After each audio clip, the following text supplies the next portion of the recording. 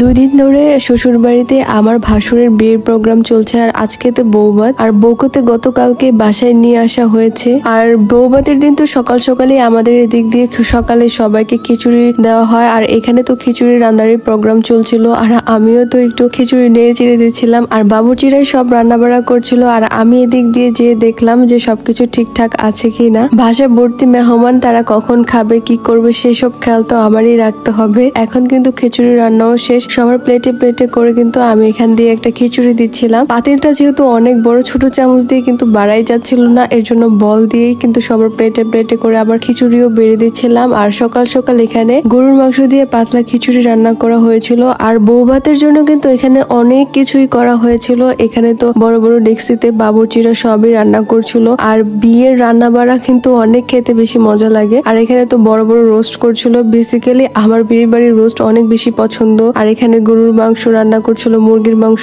পোলাও সবকিছুই কিন্তু আয়োজন করা হয়েছিল। আর এখানে কিন্তু মেহমানদেরকে বসানোর জন্য সুন্দর একটা প্যান্ডেলও করা হয়েছে। যেহেতু বেশি বাইরের মানুষ এত বলা হয় নাই, সবই হচ্ছে আত্মীয় স্বজনকেই বলা হয়েছে, সেক্ষেত্রে ছোটখাটো প্যান্ডেল করা হয়েছে। আর এই তো রান্না বাড়া তো সব হয়েছে আর বাসা ভর্তি যেহেতু মেহমান আসবে, আমিও বাসার বউ, আমি কি আবার বউ না সাজলে কি আর হয়। আর আজকেও কিন্তু আমাকে আমার ভাবি সুন্দর করে এই ওড়নাটা মাথার উপর দিচ্ছিল যে এইভাবে তোমাকে অনেক বেশি সুন্দর লাগছে। তবে আমার ভাবি বলে যে তোমার নিজের সাজটাই খুব বেশি সুন্দর। আমি কিন্তু কখনোই আসলে পার্লার থেকে সাজি না, বাসা সাজতে অনেক বেশি ভালো লাগে। আর এই তো আপনাদের ভাইও বলতেছিল মাশাআল্লাহ তোমাকে এই ড্রেস পরাতে অনেক বেশি সুন্দর লাগতেছে। আমি তো সবসময় এরকম হালকা সিম্পল কালার গুলোই বেশি পছন্দ করি। আর এইটাও কিন্তু পাকিস্তানি একটা বিন সাদের অরিজিনাল একটা ড্রেস। আর যেহেতু ভাসুরের বিয়ে বলে কথা আর আমাকে তো সুন্দর লাগতেই হবে। আর এই তো সেজে গুজে কিন্তু একটু নিজেও নতুন বউর ফিল নিচ্ছিলাম। আর আমাদের বিয়ে তো আসলে এত প্রোগ্রামও হয়নি আর এরকম